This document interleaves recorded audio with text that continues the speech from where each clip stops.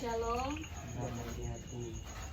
saudara-saudara yang dikasihi oleh Tuhan. Pada kesempatan kali ini kita akan merenungkan sebuah pasal yang sangat penting dan penuh makna, yaitu Yesaya pasal 53. Pasal ini sering disebut sebagai nyanyian hamba Tuhan, memberikan gambaran yang sangat jelas mengenai penderitaan seorang hamba Tuhan yang akan datang untuk menyelamatkan umat manusia. Melalui perenungan ini, kita tidak hanya akan memahami pesan nubuat tersebut, tapi juga melihat bagaimana hal itu menggenapi rencana keselamatan Allah yang digenapi dalam perjanjian baru melalui Yesus Kristus.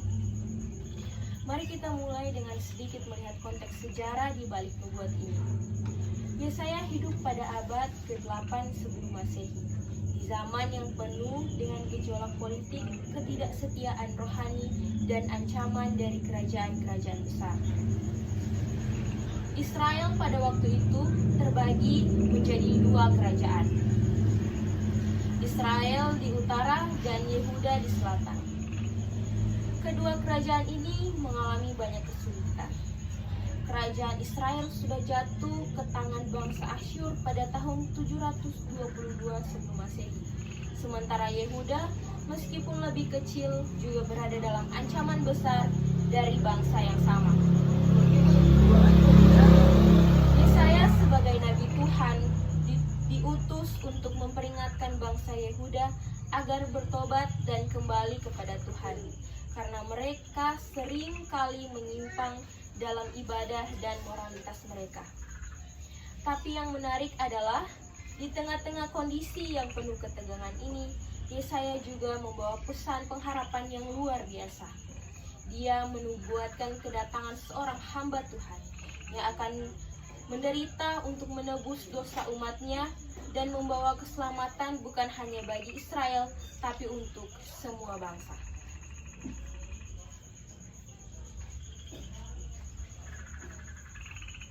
Kita juga harus melihat latar belakang ekonomi pada masa Yesaya. Pada zaman itu, kehidupan rakyat banyak bergantung pada pertanian dan perdagangan. Yehuda dengan Yerusalem sebagai ibu kotanya adalah sebuah kota yang terletak di jalur perdagangan yang sangat strategis. Namun meskipun berada di posisi yang penting, banyak orang hidup dalam kemiskinan dan kesulitan ekonomi. Rakyat tertekan oleh beban pajak yang berat dan ketidakadilan sosial. Penindasan oleh penguasa dan ketidakstabilan politik menyebabkan banyak orang menderita. Dalam kondisi ekonomi yang sulit ini, Yesaya menubuatkan kedatangan seorang hamba Tuhan yang bukan hanya akan memberikan kebebasan rohani, tapi juga membawa pemulihan bagi umat yang tertindas. Yesus Kristus yang diutus sebagai hamba Tuhan itu datang untuk membawa penyembuhan bukan hanya kepada individu, tetapi juga kepada masyarakat yang hancur oleh ketidakadilan sosial dan ekonomi. Yesus menunjukkan bahwa keselamatan tidak hanya soal kehidupan kekal, tetapi juga tentang pemulihan dan pembaruan hidup di dunia ini. Kita juga perlu memahami konteks politik pada zaman Yesaya. Yehuda dan Israel berada di antara dua kekuatan besar, Asyur yang sangat kuat di utara dan Mesir di selatan. Ketegangan politik yang dihadapi oleh Yehuda sangat besar, dengan ancaman dari kerajaan-kerajaan ini yang ingin menguasai wilayah tersebut. Pemerintahan Yehuda pada waktu itu cenderung bergantung pada kekuatan asing untuk mempertahankan diri. Beberapa raja Yehuda seperti Raja Ahaz lebih memilih bersekutu dengan Mesir dan Asyur untuk menghadapi ancaman tersebut, meskipun hal ini bertentangan dengan perintah Tuhan. Namun Yesaya mengingatkan bahwa keselamatan sejati bukan datang dari kekuatan politik atau sekutu-sekutu dunia, tetapi dari Tuhan sendiri. Yesaya pasal 53 berbicara tentang seorang hamba yang akan datang bukan dengan kekuatan militer atau politik, tetapi melalui penderitaan dan pengorbanan dirinya. ini adalah gambaran yang berlawanan dengan cara dunia sering mengandalkan kekuatan duniawi.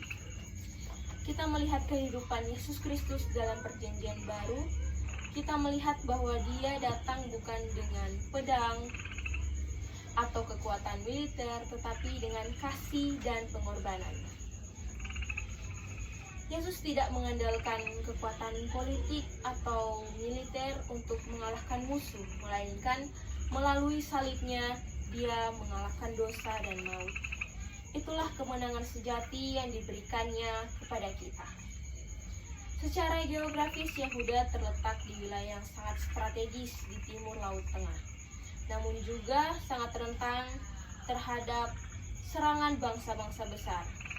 Yerusalem, ibu kota Yehuda, berada di atas bukit, sehingga memiliki kedudukan yang tinggi dan menghadap ke seluruh wilayah sekitar.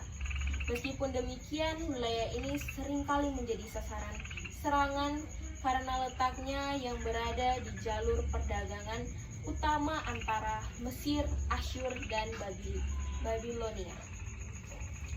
Dalam konteks geografi ini, meskipun memiliki posisi yang strategis, bangsa Israel dan Yehuda tidak dapat mengandalkan kekuatan mereka untuk menghindari penindasan dan ancaman dari bangsa-bangsa besar. Hal ini mengingatkan kita bahwa bangsa Israel meskipun diberkati dengan tanah yang dijanjikan tetap membutuhkan penyelamatan yang datang dari Tuhan, bukan dari kekuatan duniawi.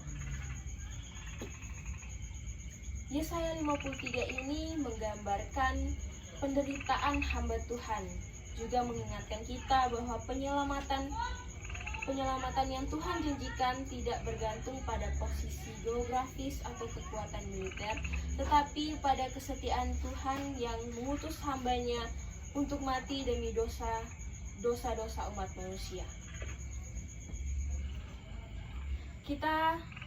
Ketika kita melihat pembacaan kita di sore hari ini, kita menemukan gambaran yang sangat jelas tentang penderitaan seorang hamba yang akan datang. Hamba Tuhan ini digambarkan sebagai terkutuk, dihina, dan disalibkan. Namun melalui penderitaannya, umat manusia akan diselamatkan.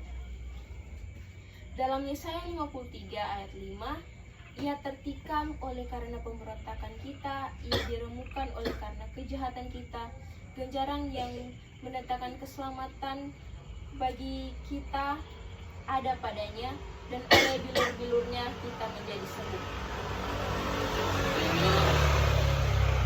Ayat ini menggambarkan yang jelas tentang apa yang akan Yesus alami di salib. Dalam Perjanjian Baru kita dapat melihat bahwa Yesus datang sebagai pemenuhan nubuat ini. Dia menderita di salib bukan karena kesalahannya sendiri, tetapi untuk menanggung dosa-dosa kita.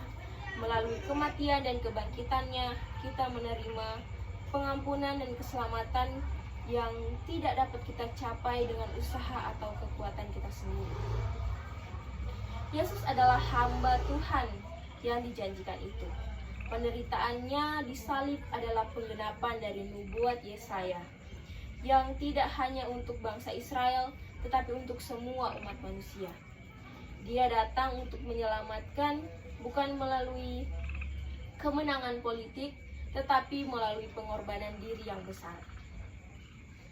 Saudara-saudara yang terkasih, ada beberapa hal yang dapat kita pelajari dari pembacaan kita di sore hari ini. Yang pertama, keselamatan tidak datang dari kekuatan duniawi.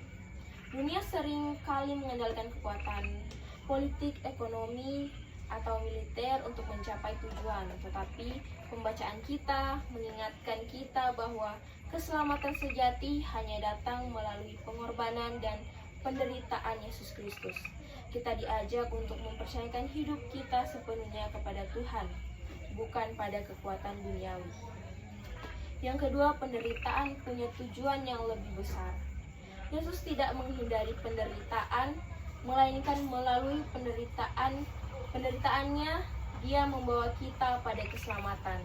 Ketika kita menghadapi penderitaan dalam hidup, kita bisa mengingat bahwa Tuhan seringkali memakai penderitaan kita untuk menghasilkan kebaikan dan kemuliaan-Nya.